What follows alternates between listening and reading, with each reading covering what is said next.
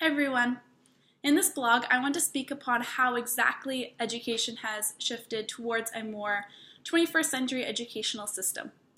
A lot of people believe that we should teach how we used to teach because it has always worked. However, this is not the case anymore with our forever adapting world.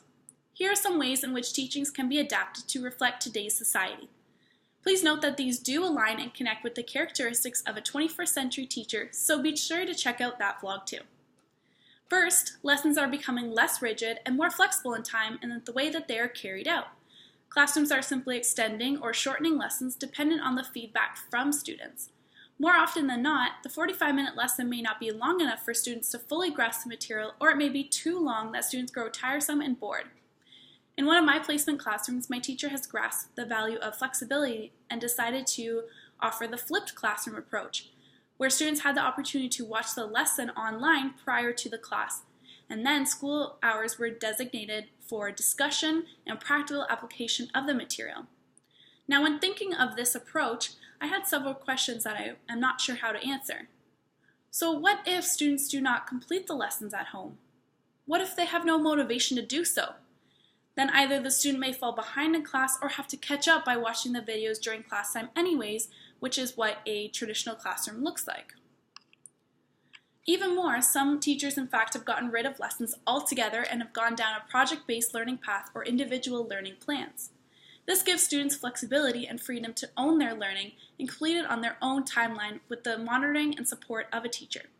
Not only do students get to own their learning, they can work on collaborative skills when working on group projects. One student that I tutored did a project with fellow peers where they had to pitch a business plan to a panel of teachers similar to the television show Dragon's Den. The students had to create numerous drafts before producing the final product. They also had to give other groups feedback on their business plans and then had to present this in front of the entire school. The students were given a chance to collaborate, be creative, critically analyze their own work and others, and then communicate this to peers and teachers. Right there incorporated the 4 C's of 21st century education. Now, when thinking of this project as well, I had some questions.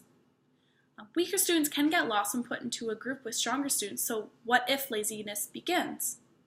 I know that in my own group project experience, there have been students who refuse to do any work at all. How can this be teaching? How are they learning? Now, this project was an example of how the teacher thought outside of the box instead of traditionally teaching students how to come up with a business plan while they took notes. And so the teacher gave the students a chance to do this freely. Today, innovative classrooms are designed for the pursuit of knowledge. Some schools are getting rid of desks, while others are disappearing completely. Discussion circles are becoming more popular, and there are less desks facing the front of the room where the teacher stands at the board. There are various ways in what a 21st century classroom now looks like, such as there is no floor set planning or seating arrangement, but rather flexibility in how students want to do their learning.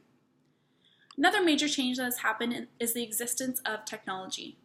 When cell phones first came into play, students were bombarded by teachers to put them away, and schools even put a no-cell service around their schools.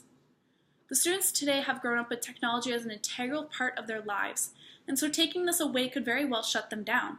Students are now being taught things that weren't even taught decades ago, such as skills in assessing credible sources and using the appropriate research tools when online.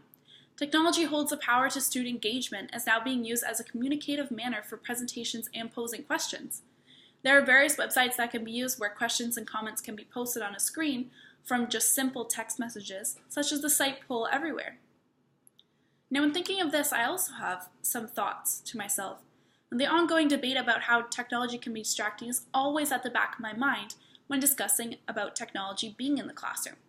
So how can teachers stop students using their own technology for their own social reasons without prohibiting them in the classroom? What about cheating? For example, Brock University has now just added smartwatches as something that is banned from the exam rooms, and I'm sure that there will be a lot more technological devices that will be banned in the future.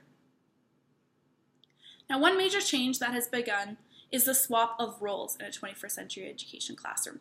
Schools are now recognizing that students can work in complementary ways alongside teachers, while teachers must become students as well to fully grasp the process of learning. Continuing with the theme of flexibility, teachers need to be flexible in their own role and allowing for students to teach their peers or share responsibilities.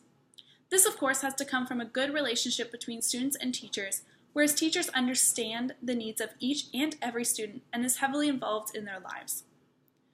Furthermore, the whole student-centered, inquiry-based learning is giving a voice to the students. Empowerment is growing, and education is focused on creating active citizens. Instead of looking at students as passive recipients, 21st century education has a focus on how students can be potential partners in learning by ensuring that every person has a say in education. Education is changing and evolving. How else do you think education has changed? Let me know through my contact form, and if you have any questions or comments or answers to my questions, please feel free to contact me. See you next time.